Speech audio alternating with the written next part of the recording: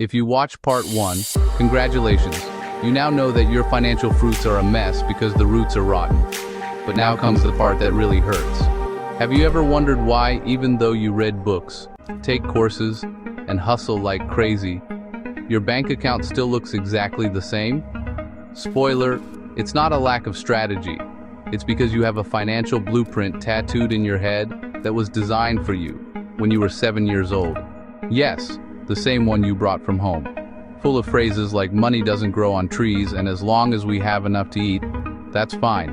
And that crappy blueprint is still building your reality, even if you're now 30, 40, or 50 years old. Today, in this part 2, I'm going to teach you how to detect that inherited blueprint, exactly where it comes from, and most importantly, how to smash it into 1,000 pieces and draw a new one that actually leads you to abundance. But fair warning, you're going to uncover things from your childhood you'd rather not remember. If you're not ready for me to blow up your excuse of, "That's just how we were at home," close the video now. If you are, welcome to the level where most people give up. Now we're going to stop blaming the tree and start looking at the financial blueprint you brought from home. Because, spoiler, that financial blueprint has more errors than an architecture draft scribbled on a bar napkin. Every one of us carries a financial blueprint tattooed in our subconscious. Yes, a complete map that decides how you relate to money, how much you allow in, and how big you dare to dream. Some people think buying a house is enough for me, while others think starting my own business could be my path to building an empire. You know, this blueprint is actually more powerful than any college degree, any investment strategy out there, or even any so-called opportunity of the century someone's trying to sell you on WhatsApp. Have you ever stopped to really think about what this financial blueprint actually is? So just imagine the blueprint of a house for a second. It's the design that decides where the walls, the foundations, and the windows go. Pretty much everything you see depends on what's drawn underneath. Your financial blueprint works the exact same way. It's like the design of your thoughts, beliefs, and behaviors when it comes to money. If that blueprint is set up for a modest little one-story house, well, no matter how hard you work, you'll always end up building something small. Harv Eker sums it up in a formula that honestly kinda hurts because of how simple it is.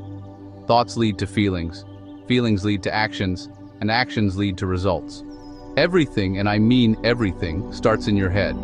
Your thoughts about money don't just make you feel a certain way. They actually end up directing every single step you take, or don't take. It's sort of like a river. If you pollute the water right at the source, then, well, everything downstream is going to arrive dirty. Negative thoughts lead to limiting emotions which then turn into half-hearted actions. And those actions get you results that just make you say, "See, I was right, money is hard." The funny thing, or maybe the sad thing, depending on how you look at it, is that nobody is born with this poverty pre-wired blueprint. We just soak it up as kids, like little sponges with big ears. We heard certain phrases at home, watched how mom and dad dealt with money, maybe went through some financial scare, and bam, the subconscious just records all of it as absolute truth. And as adults, we keep repeating patterns without realizing it. There are 3 main sources that program us. First, verbal programming. Everything you heard as a kid about money. Money doesn't grow on trees. Rich people are greedy. Better a bird in hand than 100 flying. As long as we don't go hungry, we're good. Every phrase got etched like a scratched vinyl record that plays every time you see an opportunity. Second, modeling. Kids copy more of what they see than what they're told. If money was a taboo topic at home, or there was always tension when the electricity bill arrived, or your parents worked like crazy and still barely made ends meet, that stuck to you. So Harv Eker tells this great story, right? There's this woman who always cuts the ends off the ham before putting it in the oven, just because her mother did it.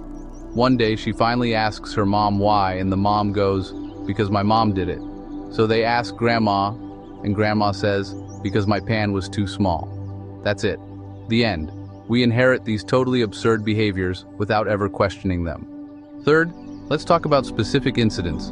Maybe it was some traumatic moment with money when you were a kid, a big fight over cash, a Christmas with no gifts, or just seeing your parents really worried. That kind of memory, It just sticks around like an emotional scar. And without even realizing it, you start making decisions today just to protect yourself from ever feeling that way again. The good news, and here comes the fun part, is that you can change the blueprint. You're not doomed to keep building the same crappy little house forever. Change starts with 4 steps that sound easy. But they really require courage. Alright, so awareness is all about honestly looking at what beliefs you have about money.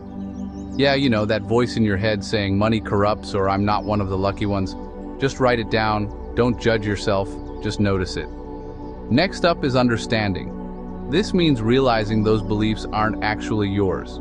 They're borrowed. They come from your dad, the TV, the neighbor down the hall. They're not universal truths, not by a long shot. Then there's dissociation, which is about separating who you are from those inherited beliefs. You are not your limiting thoughts. You're the one who observes them and decides whether or not you want to keep carrying them. Reconditioning, huh?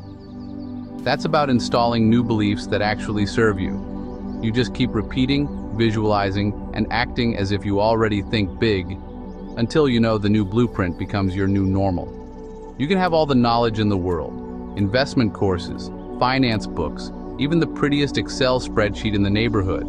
But if your internal blueprint is built for surviving and not thriving, you're always going to hit this invisible ceiling that holds you back.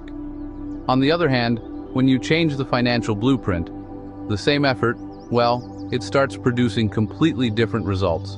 Imagine your financial blueprint as a thermostat. Yours is probably set to a comfortable but low temperature. Make it to the end of the month without stress.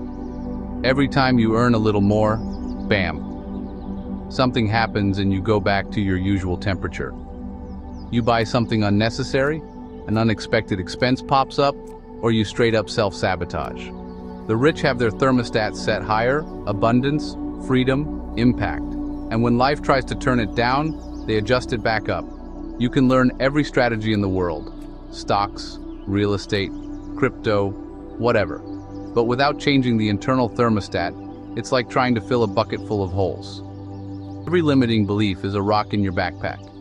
When you stop, identify them and let them go. Suddenly the path feels lighter. Awareness isn't just a Zen moment, it's the ability to observe yourself and say, there's that old belief talking again. And in that moment, you're no longer on autopilot. You're the one who decides which recording to play today. Your mission, should you choose to accept it, and I highly recommend you do, because the alternative is staying the same, is to start choosing thoughts that empower you. Rich thoughts, expansive thoughts, abundance thoughts. Because if you want the results of the rich, start by installing their same mindset. And that, my friend, isn't sold on Amazon. It's built day by day, thought by thought.